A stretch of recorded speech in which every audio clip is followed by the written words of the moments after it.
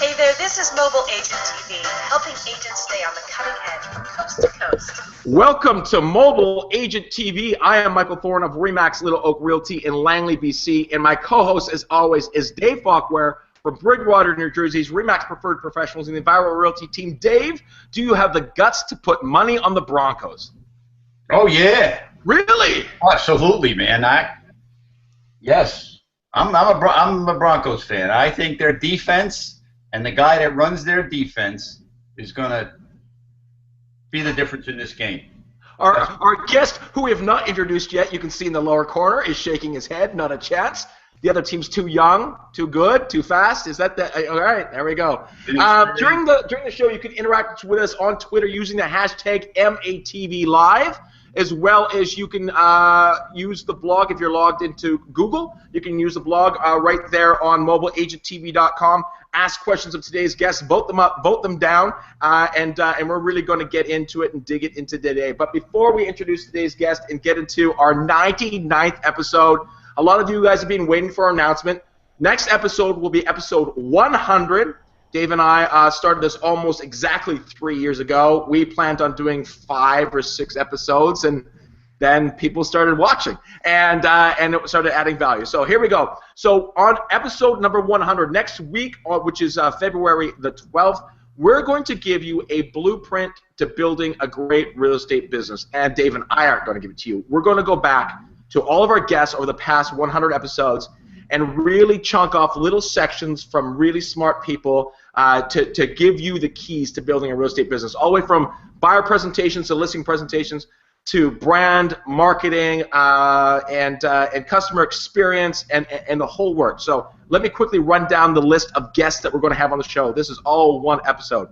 On the show next week, Tony Joe, Nathan Dart, Lee Brown, Nobu Hata, Sean Moore, Ethan Butte, Valerie Garcia, Judy Weiniger, John Magnus, and Jesse Peters. Guys, come on out. It's going to be a fantastic show. We're going to celebrate. We're going to have some fun, and we're going to give you a blueprint, everything that we've learned, and the little key takeaways. And some of these are very subtle golden nuggets we're going to share with you guys next week. So make sure that you guys come and join us for next week's show.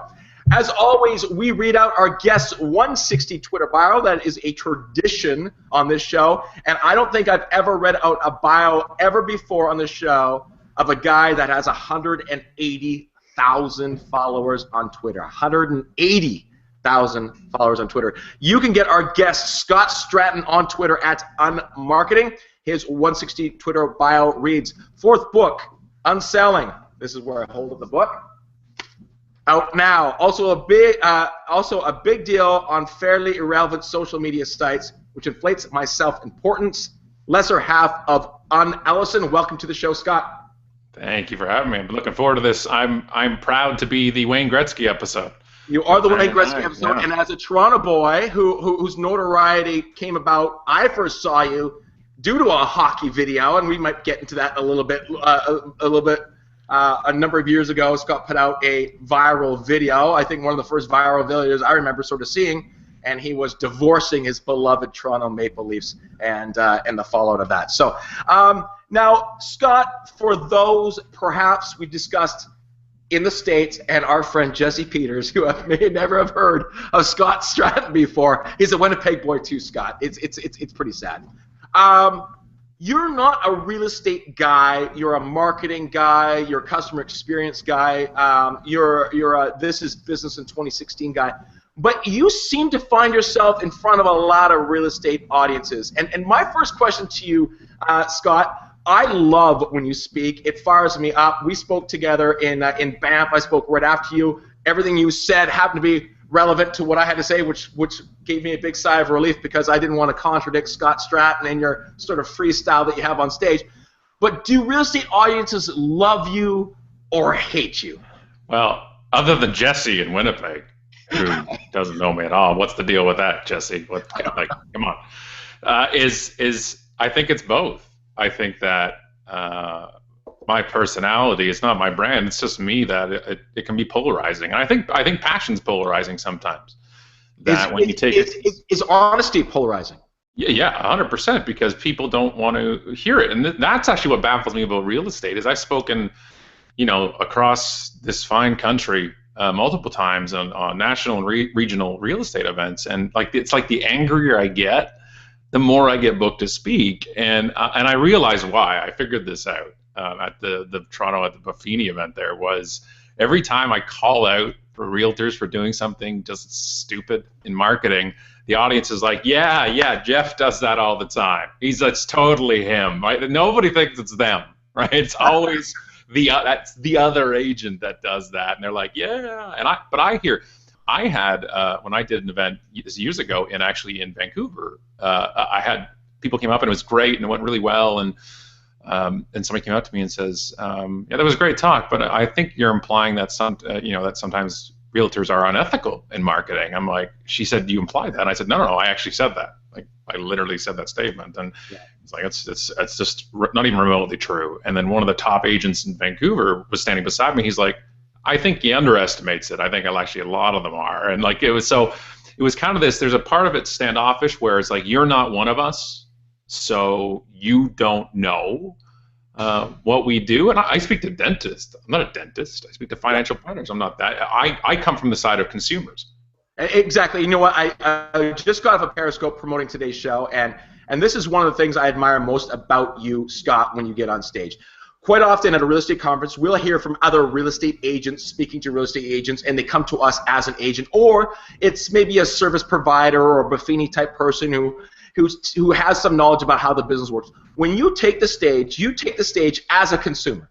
And I think one of the things we don't hear enough in our industry is from the consumer. We're too inside baseball to hear what our consumer actually thinks and what's actually going on. And I think one of the problems with our industry is because we're all self-employed, we don't have a boss or an upper tier guy saying, here's what's happening out there. This is how you operate. And we're kind of all on our own, and we don't get checked as much as we probably should be. And I think that's one of the refreshing things from you, and that's really the direction, Scott, if we can, is go through the consumer, is I think one of the things you do is you're checking us because we don't get checked very often. Yeah, you just walk around, take a look at your town or your city, and you can see that I'm a living example of how a lot of old school marketing doesn't work. That I've lived in my town here in Oakville, Ontario, for the majority of my life, at least 30 out of my 40 years, and so I've been exposed to realtor marketing here for decades. And the agent we went with had never seen a billboard from, never seen a bus ad from, never seen a bus bench from, never got a flyer from, never got any of that stuff. So people think, well, we have to put our face everywhere, and repeated exposure of our face equals sales is to me not even remotely true. I've never bought a house from somebody because I sat on their face on a bus bench. It just doesn't work that way. These things don't happen that way. And this is what I said, and I say this every time on stage, and I just want a little bit of give from realtors. I just want them to admit, just partially, that part of the reason we put our face on billboards and buses and ads and business cards and our for sale signs is because we want to see our face. Yeah. Let's just be a little on, and that's okay. Nobody loves their face more than me. Okay, and nobody's in a profession more that loves their own faces than me selling me. I'm not even selling houses. I'm selling Scott talking. I'm on stage. I look at myself on stage when there's a video of me on stage. Like, there's no more vain industry than mine. But please don't tell me that you're just trying to form trust because it's your face there. Please don't tell me that 3 weeks ago I drove by a sign and 2/3 of the sign, an oversized sign on the front of a house, was the realtor. Was about her and the crossed arm, sideways pose realtor shot. And that's not about the house. And here's the thing too is, I mean, we can get let's get into all of it. But one of the things that frustrates me is a lot of the marketing the agent does isn't for the consumer; it's for themselves. If you open up a traditional newspaper, the only thing that's ever in color is the agent's photo, where the photos of the house are a little tiny black and white. If it was really about the consumer, your photo would be in the corner and the house would be in color or whatever it is, and that's definitely changed. One of the things I say quite often when I'm out speaking, Scott, is that we as an industry can no longer show up when the consumer is ready to buy. We must show up when they're ready to learn, right? This is really the fundamental change. Then why as an industry do we still think that we can knock on someone's door or meet a stranger at an open house and convert at that moment? It seems to me, and like you said, the conversion is happening so much earlier in the process. It's happening 4 years before you even think about putting your house on the market. The realtor that's provided value has already converted you. Can you really speak to this? We can't show up at the moment of purchase anymore? Because you're no longer the gatekeeper. Yeah. You're no longer the one that withholds the information, that only has the MLS listings. You're the only one that has the ability to help you buy or sell a home. When the internet explodes mid to late 90s, that starts changing things, and now even more so. In my pocket's a more powerful computer than NASA had. Here's the thing, you realtors have to understand. I'm on the realtor side, by the way. Can I just make that clear? I'm on realtor's side that you have the greatest opportunity in the history of your industry to be in front of your audience, having your audience learn and connect with them. I actually love good realtors. The myth is I hate them. I hate bad marketing. I don't hate realtors. I won't, hug them or anything like that, but I'm on your side. I want you to do well because my entire world's built on relationship marketing. So when the understanding that what the internet does and what information does and what apps do is allows me to see what's out there without you holding the information close to your vest. So then I can find that stuff. But when I'm going to make the biggest purchase decision of my life, I want to use somebody I can trust. I frankly don't understand people who do it on their own. We just bought the house I'm sitting in right now. The front room I'm sitting in right now, we bought this just in past August. I couldn't imagine doing this without a realtor. But I didn't find my realtor because his face was everywhere. He got to know me the year before. And if you want, let me give you the quick abridged version of how we got our realtor. Petrus is his name. He's with Sotheby's here in Oakville. And by the way, I've never seen his face on anywhere, on a sign, on a card, on anything. So here's what happened. I've spoken, like I said, across the Great White North, across my beloved, I love Canada. I have a Canadian flag tattooed on the back of my arm. This is my country. And I have yelled from Banff, the top of Banff, to the side of Halifax, and all the way to and up and down Salmon Arm, BC, and all around the coast saying, this is what you need to do. And only one realtor has ever done it for me. That's the thing. I've spoken in my town. There's 1,400 realtors in Oakville, in this small town in Ontario, that I've told it to. So I do a talk in the Oakville Milton Real Estate Board, and I talk about what you need to do, how you need to connect before the need to buy, before it's the buy or goodbye sense, right? Because that buying window, like you said, is incredibly different now than it was even 10, 15 years ago. He saw me talk, and he said, I want that guy. He's the one, as a Buffini term, right? He's my A+. He's an A. He's the guy I want to be in front of as much as I can in a quality way. So he does recon. He does research. It's not hard nowadays to find out something about people, common interests. That's an old job-getting skill, is finding like interests in an interview, and you can bond on that. So he goes and watches the On Podcasts, the business show for the Fed Up. And then he watches the Las Vegas 30, which is Alice and my show, which is Vegas for people over 30. Too young to stand in line. No, too old to stand in line, too young to retire to bingo. He watches the show. He sees an episode where we talk about Ronald's Donuts, an independent donut shop in Chinatown in Vegas, where it was the greatest donuts in history. And I found it because of Yelp.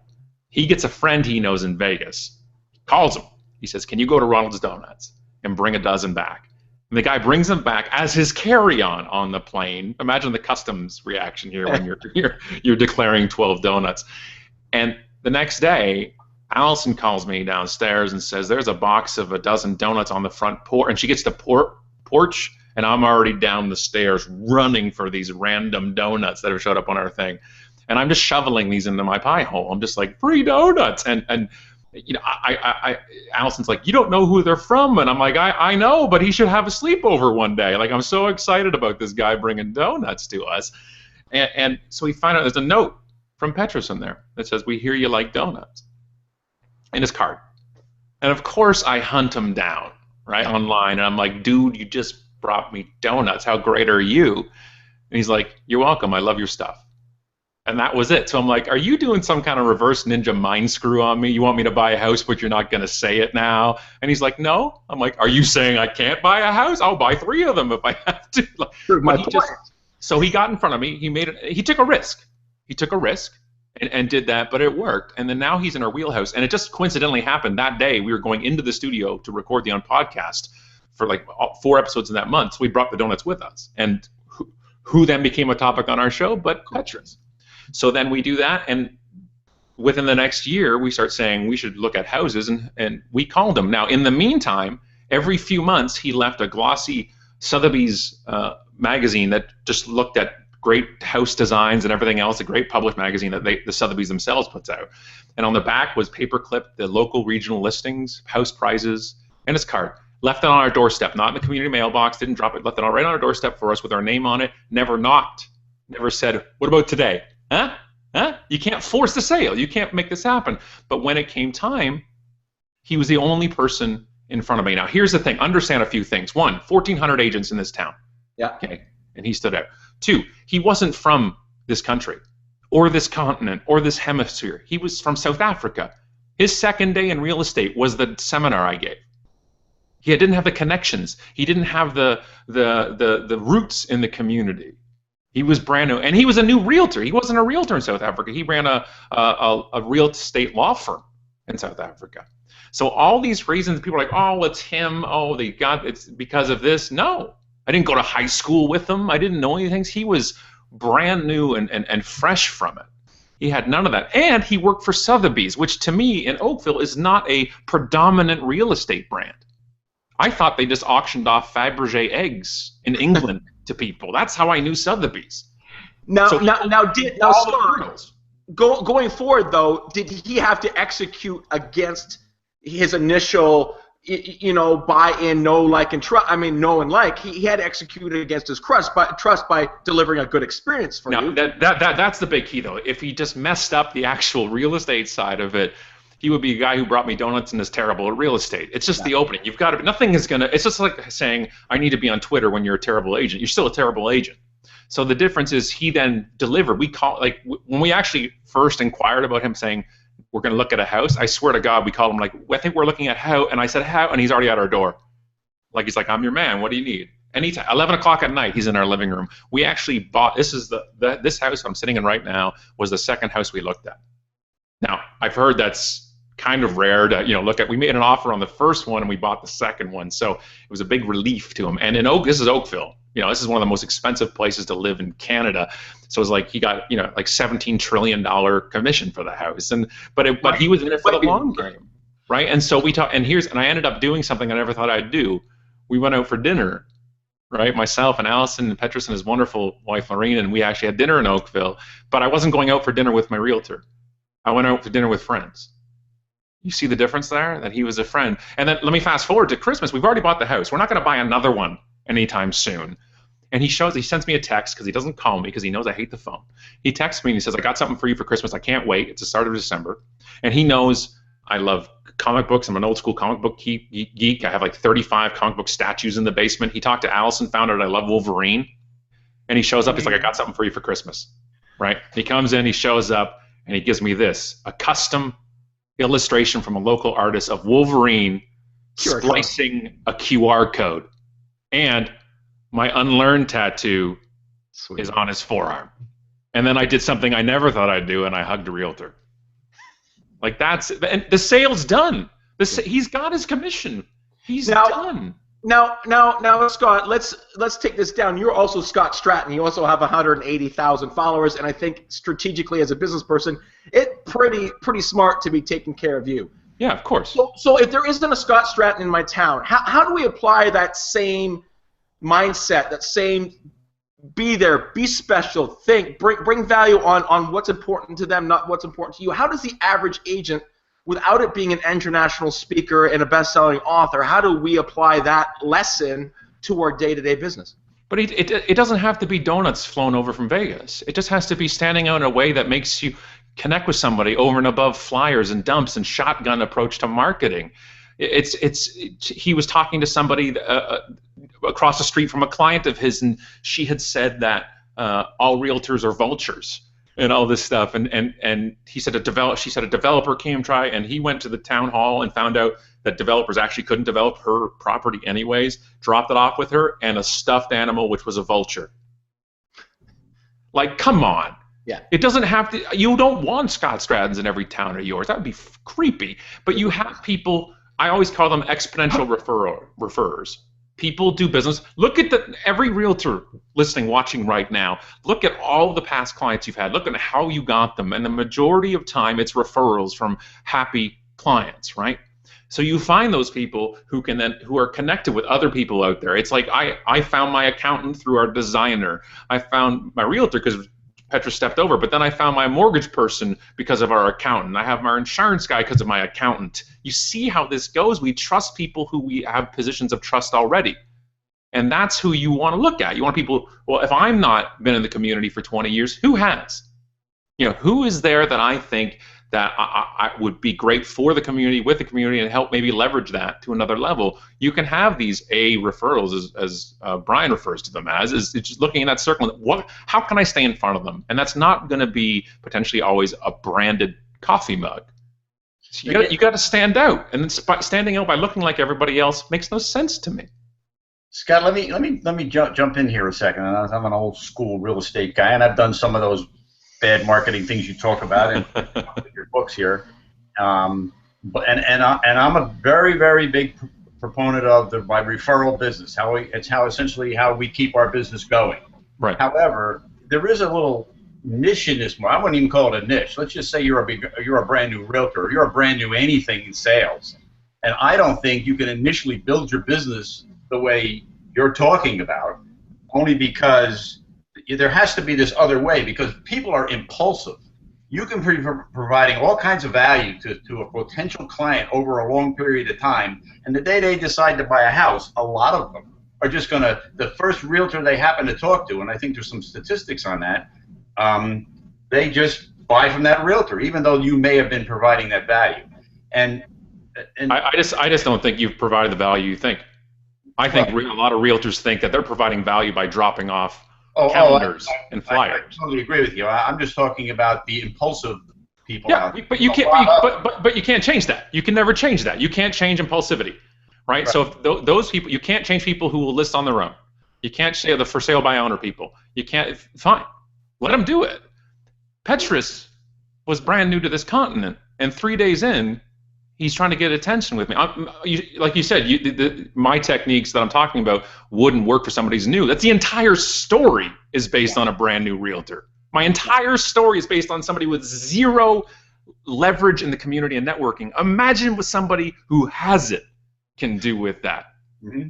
And it's really the paradigm shift too as well, Scott. Speaking about traditional marketing, all about being a realtor, and all the marketing that he was doing was about you. Like, there was nothing in it for him. There was nothing. He could hate donuts, and I really think that we have to understand that if we align our why, our goals to meet the goals and the whys of our consumer, that's where real connection happens. And I really think one of the bad things about traditional marketing is this: we're trying to appeal to everybody. And we're not willing to stand out, like you say, be unique, saying this is why I'm in my business. If you're a family guy and you take your weekends off, make that clear. You're going to connect with other family people. I think we're still trying to be this logo, face, website address, phone number on a bus bench ad, and think that that's somehow going to cut through the noise, because you and I grew up in a world, and Dave certainly did, where the noise is new to us, where there's a whole generation where it's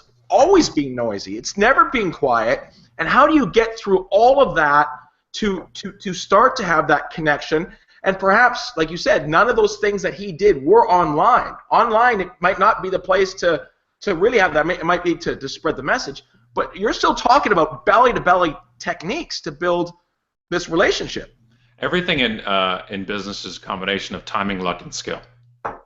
If Petrus did this in 3 months from now, we already bought our house. If he did it 3 years prior and fell off, it wouldn't have happened. And Dave, to your point, with what I'm talking about doing takes a lot of time. It does. Like the lead time is so long that if you're new and you need to make money, oosh. Well, that's exactly what I'm talking about. It's like it takes time to do this. Yeah, but what business doesn't? You know what I mean? Like when do we expect to break even in some businesses? not realtors. Now this goes to a bigger issue though. How are they being sold a real estate career? Are they being? And I've seen this. Oh yeah, you're absolutely right. Join our brokerage, join our office, and you'll be working. You can work part time. It's like a bad MLM, right? It's like a bad. You work part time, just sell to your friends, and you'll be fine. And you can make 3, 4, 5, 6% of these things, and just do this. And I'm like, whoa. You're insulting every realtor who's ever busted their ass in this industry by saying it's easy. The one thing I know about real estate, I'm not a realtor. The one thing I know is it's hard. It's hard because it's a soft industry, meaning that people can say they can do it, and once you say anybody can do it, you're that's insulting. The amount of time and understanding and knowledge, not to mention driving people around all the time to show them houses, and they're being nitpicky on things that they can never get. That to me is insulting to the industry. But anything takes time. I have not seen many realtors who come out of the gate successful. And if you want to make money with little to no effort, the only thing you're qualified to do is get scammed and get conned by somebody. That any of this stuff takes time. So if you're gonna spend a good amount of time to ramp up your business, you might as well be doing stuff to stand out. The problem is, the good thing about it is like things like Petrus does, it doesn't cost a lot. It costs a lot of legwork and time, but not a lot of outwards expense. The cost of a dozen donuts maybe, and a stuffed vulture for sure. But I just rather do that than blast and be a part of the noise. And I see a lot of techniques taught that is taught, well, that's what that guy does, a lot of emulation, right? I see that guy doing it, I know they're successful, so I should do it. You don't know. You don't know behind the curtain how it works. This is the only business that I know of that you can get into with a little bit of money. Not a lot. You don't need a lot of money, right? All right? And like you said, you pay the MLS, you join the board, a few $1,000s, and the income is unlimited. I mean, that's what they tell you. Okay. So because of the time restraints, you have to learn your craft pretty quick before you can start making money. Unlike, I'm going to open up a shop downtown, and I got to put in $250,000, $300,000, $400,000. So I got all this money, so time's not so important. I can kind of go. I got enough money to keep me going for 18 months until I'm going to fail. Right. All right. Unlike real estate, that's why 80% or more come in, and then they're gone. Barrier to entry is low, and ability to make money quickly is very lower than that. And where you look at it and say, but again, what are they being sold on? They're being sold on, start your own business, just do it like this. You have some places that are just like, the more agents we can recruit, the better. That's what I said. It's like sometimes it's a bad MLM. It's a bad kind of pyramid scheme that the more we get, the people at top make the most money. It's just, it's so, I would never go to BC. I would never go down to Jersey and say, I'm going to start selling properties here. I swear to God, you need a year at least in these places to understand it, if not more. Understanding the culture and the community and the marketplace and learning from that. It's not a business it's just a startup and you start working tomorrow because you're all based on the whim of everybody else, right? There's we have a very large company here in the Northeast. That's there, and they may say no, but their business model is recruit as many agents as you can, all right? And they are going to sell to their friends and relatives, and then we're going to find out whether they can really be realtors, and away they go. And 85% of them, they never really learn the business at all, and they just disappear. And that's their whole business model. And they got a lot of agents and a lot of offices, and they have a lot of market share from that business model. Well, and they benefit from every agent putting that logo out there.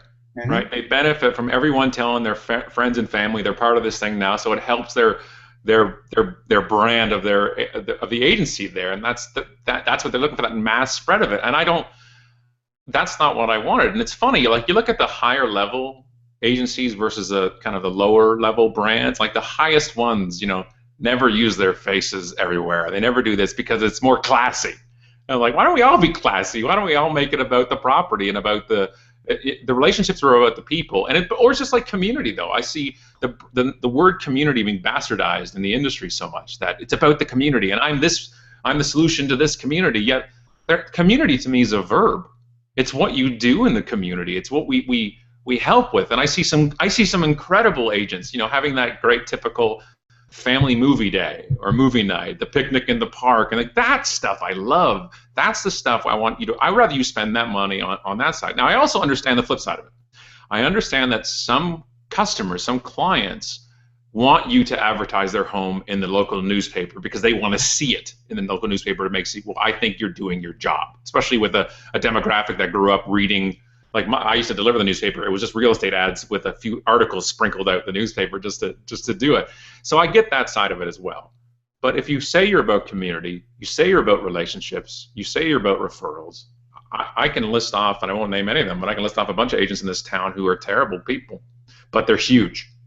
They're huge because they've got this presence, and people will like just by inertia will go to them, and they just keep putting out this huge machine of marketing to them. And it seems like an ongoing effort, though, Scott, opposed to just doing your job. And I guess I guess it goes back to pull versus push and the shift that's happening.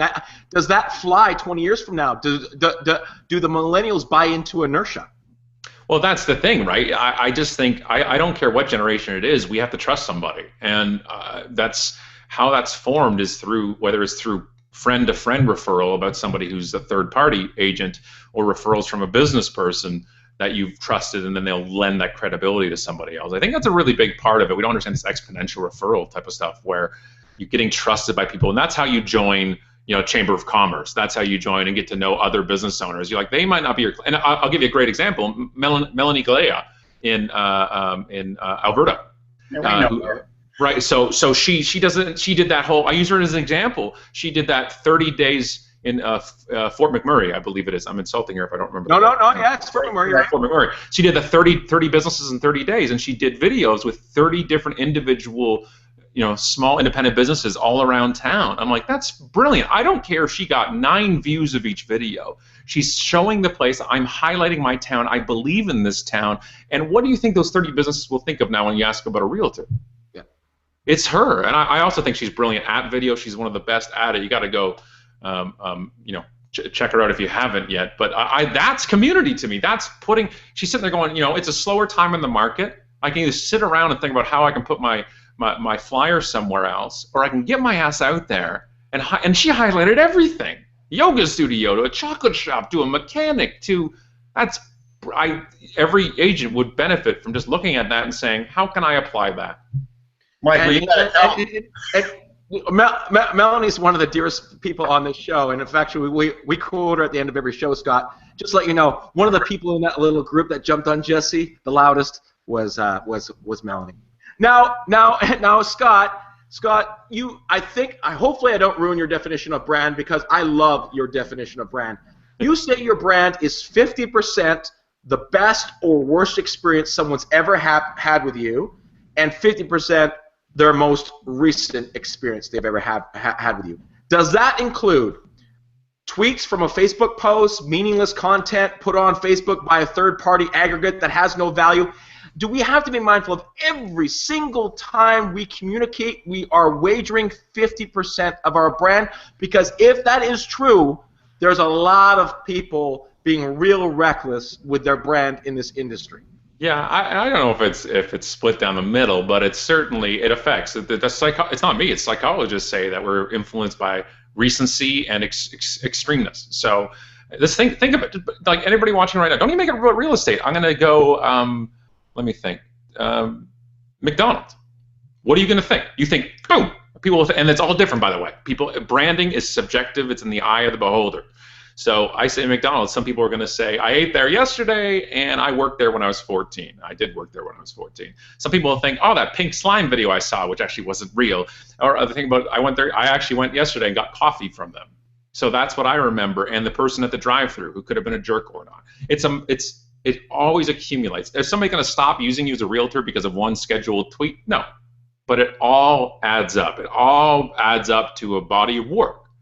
And I just think that everything we do, not only is everything we do branding, I really think that is what branding is, but we actually affect other people's brands because of it. I don't mean just affecting realtors. I mean whoever you choose to work with. So you affect Century 21 by doing something in Toronto, and it can affect a perception in Vancouver because it's all virtual and I can all see it online, and I can affect somebody in Jersey by what I do in Winnipeg if we have the same brokerage, the same brand name that goes with it. If I'm Remax in Toronto, then I see Remax in Florida, and I'm like, oh yeah, I talked to that agent at a networking event. He was a real jerk.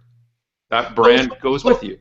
Okay, so it's because you understand the real estate business quite a bit, and you're an outside real estate guy, this is sort of the juggling people have in this industry. They have their personal brand. They're one of another 300 RE/MAX agents in a community with 300 agents from 5 different businesses. And then we also have, in particular, like Dave and I both RE/MAX agents, we have this big RE/MAX machine, this brand that's above us. A big balloon, yeah. The balloon. And so the advice about juggling is standing out, being different, differentiating yourself in a personal way, and still saying, I have to take advantage of the fact that people in Florida, people in Toronto are affecting my brand here in Vancouver. How best do you think, advice-wise, as a marketing guy, does an individual agent juggle those two things and still be, of value and unique? Well, it's about control, right? What can you control? You can't control any other agents or their habits or anything else. If somebody's really screwing up, you can send them to me, and I'll say something to them. But other than that, you have to. It is your own power under the brand, under that umbrella, right? Or that hot air balloon, if you want to say it. You control only what you're putting out. But here's the thing: when you're part of that legacy brand, and like in Canada, right, we have RE/MAX, Century 21, Royal LePage, yeah. And then there's kind of a secondary trust level of just brand because of length of time they've been here and market penetration and everything else. But that's just table stakes, right? That's just getting you to the game. And now what you're doing with that brand afterwards, what you're doing with your hand afterwards is a huge difference. Like, there is a difference me listing my house and it's saying RE/MAX on it than it's saying Jeff's Real Estate and Shrimp Shack.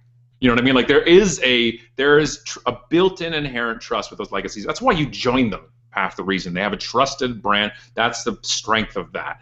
But then it's what you do after you get to the table, which will then make or break that brand. Because nobody is going to say, you know what, that agent actually didn't show up for us, didn't negotiate, I don't think, very well. But did you see that hot air balloon RE/MAX put up there? That's sweet. I got to keep using them. It doesn't do that. It doesn't go backwards that way. We affect that on a daily, weekly, individual client basis. And I know Petrus has made me look at Sotheby's difference. So now we're looking at a condo in Vegas. Eventually, if the Canadian dollar ever gets stronger, we're looking at a condo in Vegas, and the agents that I see listed are Sotheby's. I'm like, hey, that's my guys, right? So he's affected agents in Vegas. Yeah. That happens. I can definitely see that. We've definitely dealt with clients over the years that are RE/MAX. They've only ever dealt with RE/MAX in 4 different towns. Why? It's something comforting, or there's some sort of connection to it. If Scott, if we were to melt down all the agents in your audiences and make one human being out of them, an average agent, and you have the ability to sit down in a dark room and say, here's 3 things you should be doing in 2016 that will have a dramatically positive effect on you. And then the second thing, shake them in the shoulders and say, please stop doing these 1 or 2 things. What sort of advice would you give the average agent? Because I believe the opportunities that exist for us today, because when I got in this business, Scott, I was 19 years old. It was 1993. And the only thing I could do was compete head-to-head with every other agent, door knock, cold call, open houses. And now I can dominate our marketplace on YouTube. We dominate our market and are doing community stuff, very much what he's talking about, on video. But video wasn't an option for me. And so I have the ability now to look at all these different options and really, really go deep on something. I think it's in a very, very exciting time for real estate agents. But I think a lot of us are so head down, been doing it for so long, we might not recognize them. So on that note, what are a couple of the opportunities agents should be capitalizing on, and what are those things they absolutely have to stop doing? I thought you were going to ask me to describe that agent. They all melded into one. I'm like, I would love to know what you think. I don't know him. It's Jeff, by the way. Yeah. First of all, they'd be sitting there with me like this, and doing the pose, and then or the fake gun or whatever, or anyway. I can't get over the glamour shots, but first piece of advice would you please make your picture match you? That would be a great start to it, right? Your Jostens glamour shot from 23 years ago may not be good. Here's the thing: you're all beautiful, all right? You're all beautiful people. Make the picture look like you, because this is actually a fact. If I then show up, meet you at a networking event, or meet you the first time, and you don't look remotely like your picture, that breaks some trust. It actually can break some trust. I'm 100% serious here. It breaks some trust. You're gorgeous. I want you to be on that picture, and I want you to. Now I'm one to talk, and my publicity photo, I'm very seriously looking, but I can get serious once in a while. But it's still me. It's the long hair, it's the beard, and everything else. So what you can do in this today's day and age, in 2016, one of the things is that you don't understand. You don't have to be everywhere. You don't. You don't have to use everything. You know what? You don't have to use any of the new platforms or anything else.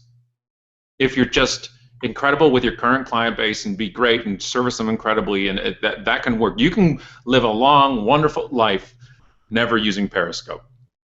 You can, and you can be just fine. Let's get that out of the way. So you never have to use anything. Now, if you want to, I want you to use the lost art that's been lost for centuries of focus.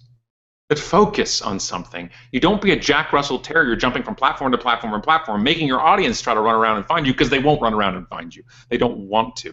I don't need you on Snapchat. I don't need you on these type of things. I don't need you in these places. What I want you to do is have the best understanding of the industry and your marketplace and your community. So if somebody calls you, emails you, or texts you, you are the best answer for them.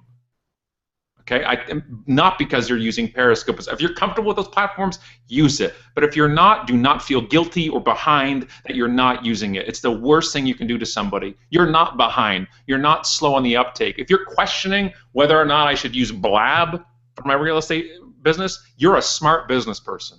Everybody has a limited amount of time and resources, and time is as valuable as spending money in a marketing thing as well, because you're using your only non-scalable resource. So trust your gut. You're in business for a reason. Being a business owner is one of the hardest things to do out there. There's no guaranteed paycheck. I feel you. I've been an entrepreneur for 14 years now. I haven't understood a paycheck. I don't know what that is. Every 2 weeks, my friends get money. I don't know how that works. It doesn't work for me. I understand that. Trust your gut. That's why you're in this business in the first place. But when we're looking at using technologies, I say you don't have to use them, but at least understand the premise. Understand why sometimes your newer clients, let's say, and I don't mean younger, because people can be at any age, that want to text you instead of call you. At least respect that. Respect why they want to potentially send you a Facebook message or an email instead of getting on the phone or meeting for coffee.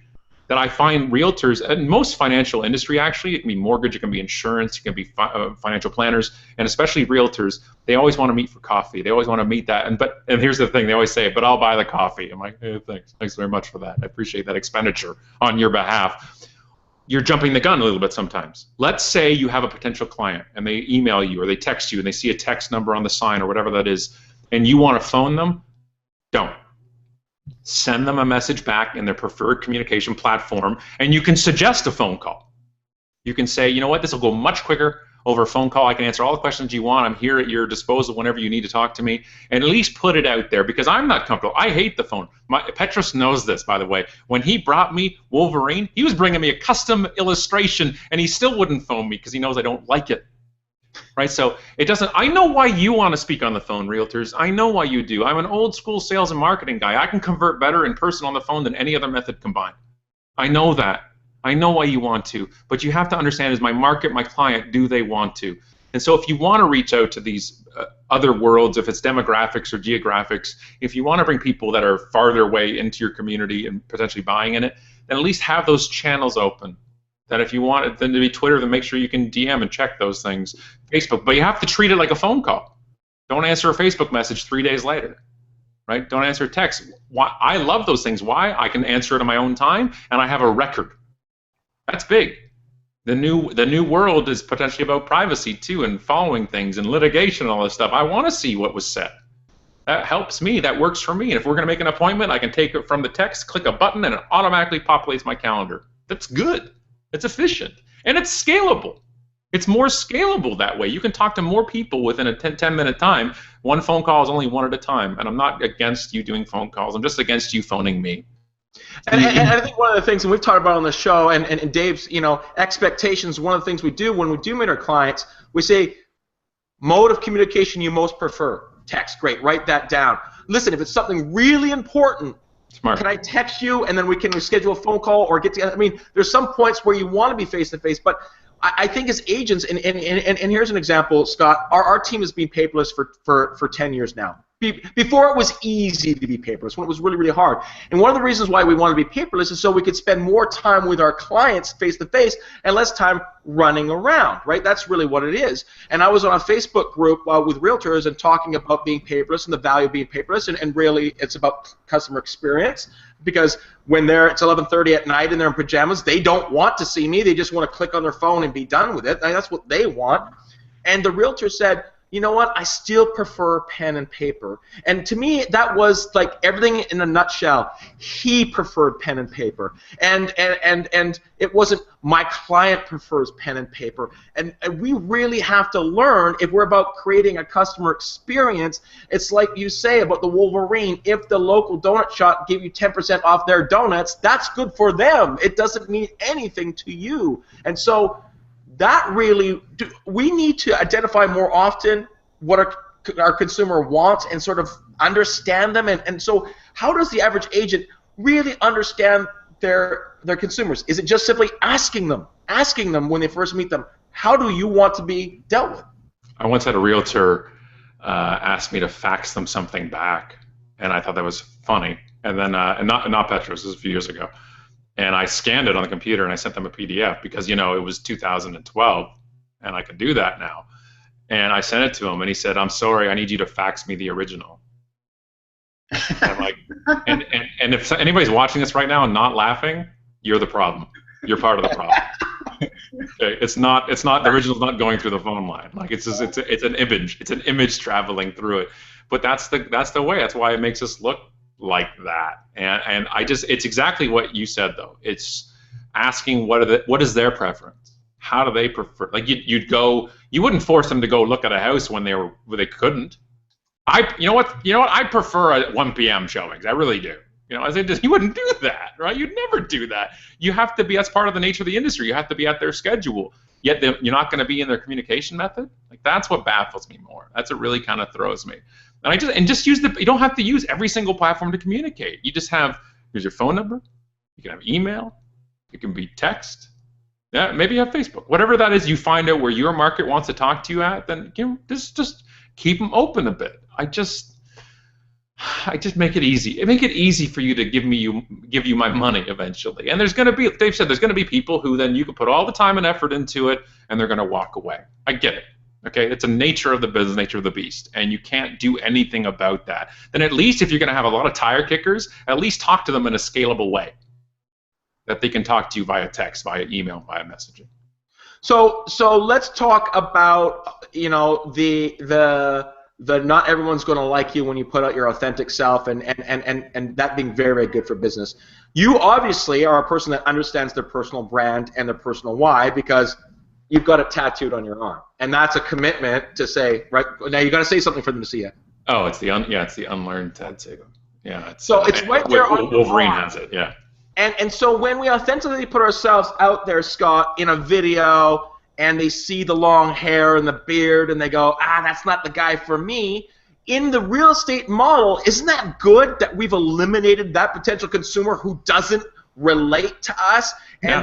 And what's the value of understanding your why, or whatever you want to talk about it? Jay Bear, who I know you guys are, he's a former guest on the show. That mentality, that Simon Sinek sort of mentality of, here's who I am. If you are going to tire kick and not be loyal, great. I've just saved myself some time. Where do we need to be very, very clear about what our personal brand and value is, and stick to that at all costs? I always say, I've been saying it for years, if you are your authentic self, you have no competition. I just don't want to be another this. That's a tweet. A lot of people tweeting that one. That's a great one, Scott. But that's so true. To me, that stands everything for me. Is I don't want to be the next this or the second that. I want to be me and what I bring to the table. And the problem is that means you're putting yourself out there. And I know there's a lot of lipstick in real estate. I don't mean by that being on your lips. I mean covering things up and concealer and stuff. Meaning saying this is what I say I am. I can be this, but I'm actually not. That car's actually rented, or that's making yourself look at the point. And I just think that we endear to people we relate to, And I don't think that there's one way to be successful because you're wearing a suit necessarily. Does that work for you? If you're comfortable in a suit, rock the suit. You know, wear it, dude. Look, awesome. Our insurance guys we had sitting on that couch here a few months ago, full suits. Right, made me uncomfortable a bit because it's awkward for me. But that's what they rock it and they wear it well. I don't. But I had a client that wanted to do 3 talks a year and a half ago in the States. You know, that revenue to us was worth about $50,000, and they said, but he has to wear a suit. It was a financial industry one, you know, audience of suits. He's got to wear a suit if he wants to do the keynote. I'm like, nope.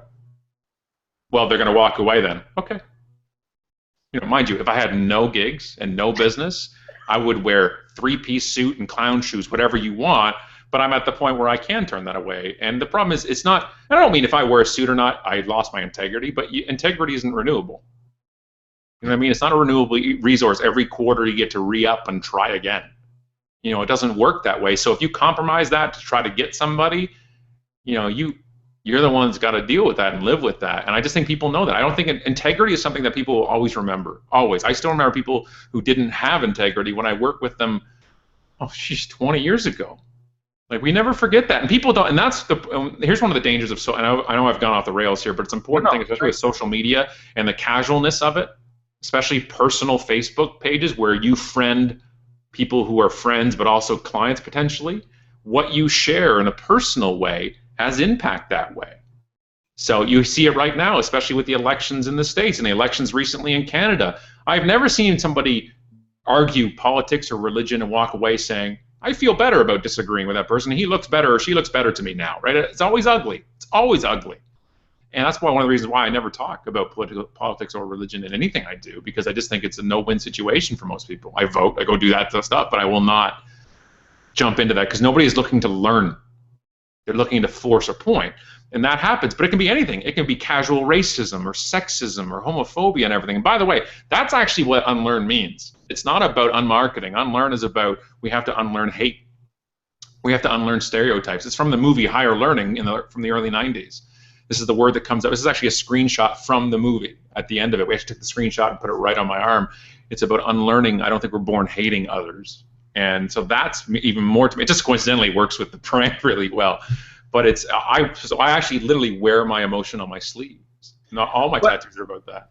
But I mean, one of the things you just said, and the word relatable.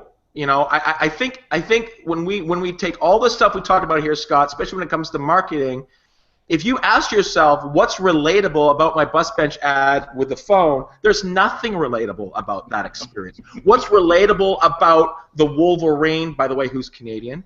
The Wolverine personal thing. There's something extremely relatable about that. And so when we do talk about Melanie, you know, highlighting businesses in Fort McMurray, anyone who already loves that business is instantly relatable to Melanie and to that business. And I think if that is our litmus test with our marketing, relatable, that changes all the stuff we do. What's relatable about a cookie recipe? If there's nothing there. And that just happens over and over, because I really think it comes down to this, Scott.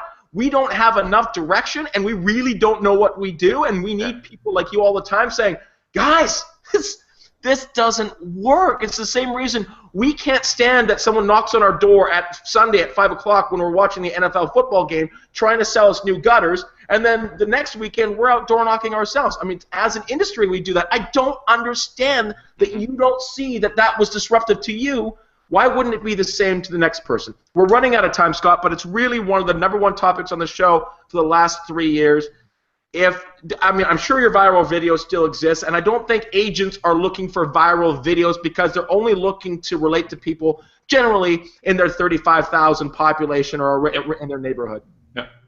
Video is, to me, like no other medium because there is so much more relatability in video.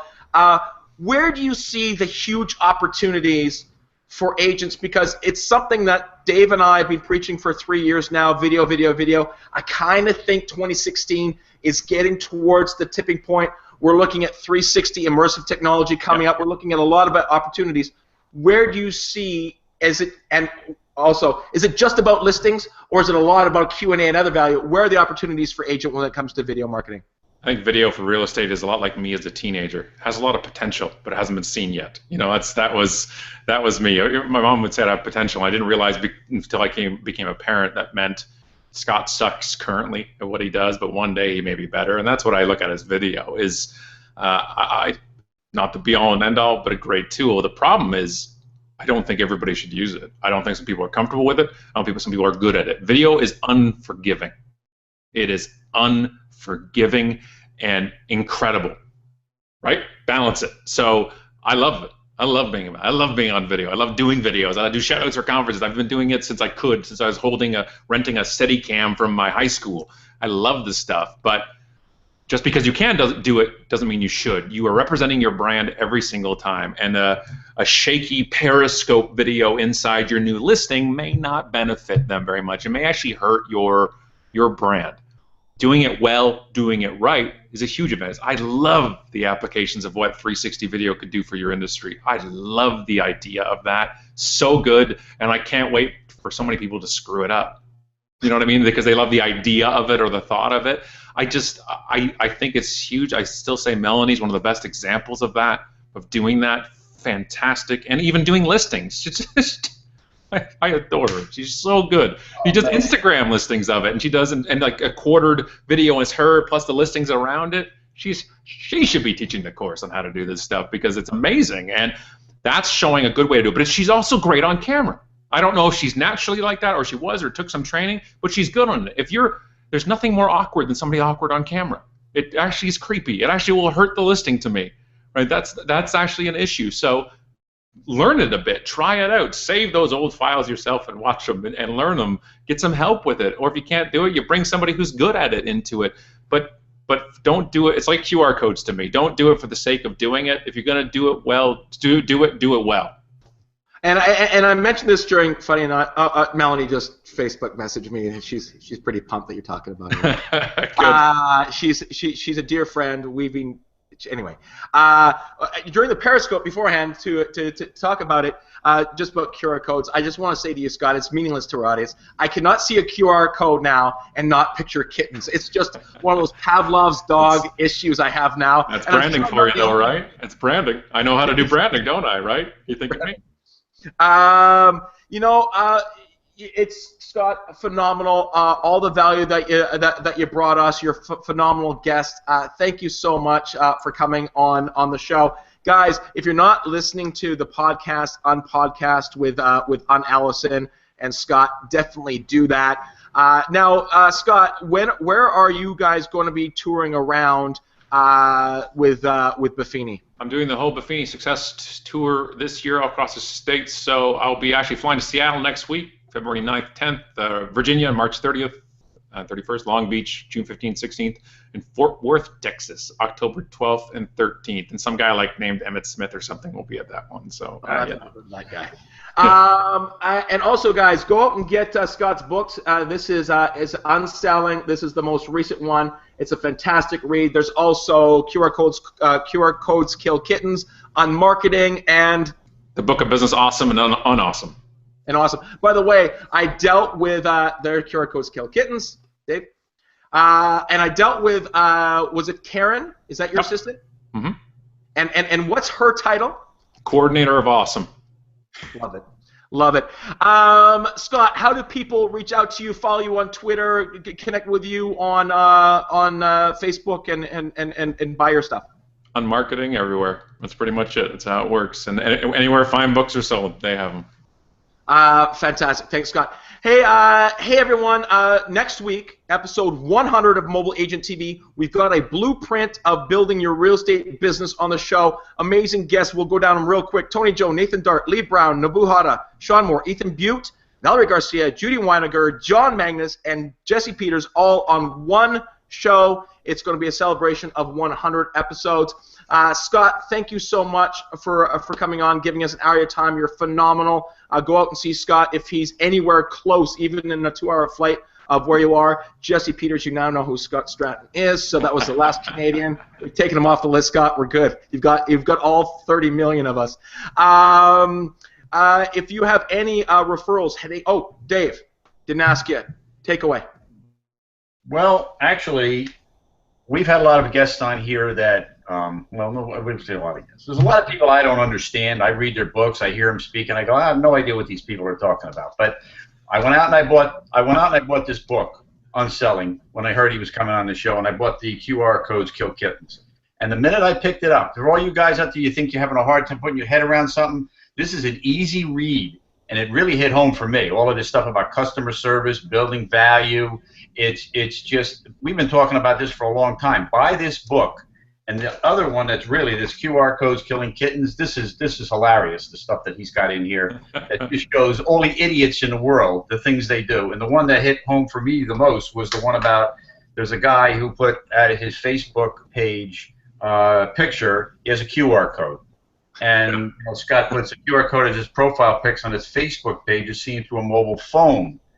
Read that sentence as many times as it takes to make you realize the obscurity. There's just some crazy things. So, Scott, thank you very much from me personally, and anybody who buy these stuff. It's really, he's got some good stuff, and I'm looking forward to hearing him speak. Thanks, guys. I appreciate it. Thanks for grabbing the books and having me on. I actually love realtors, and I just love to hate them sometimes too. What they do. You know what? We all need a little dose of honesty, and we all need a little bit of a mirror being held up. And I think that's one of the things that you do very, very good for industry, Scott. And we as an industry appreciate it. There's a ton of value there. If you have any referrals going out to the East Coast of the United States, get a hold of Dave. He'll put you in the hands of the right RE/MAX agents. Any real referrals coming out to the West Coast of Canada, get a hold of me. I'll put you in the hands of the right RE/MAX agent. Scott, here we go. It's how we end every show. And if, as Melanie Gallia of RE/MAX Fort McMurray wants us to end every show, tell 5 other agents about Mobile Agent TV. Our audience grows every week. Episode 99 is in the books. We get an hour of Scott Stratten's time. Scott, so awesome. We appreciate it very, very much. Thanks, Dave. Thank you, everyone, for watching. Join us next week for episode 100. We'll see you next week.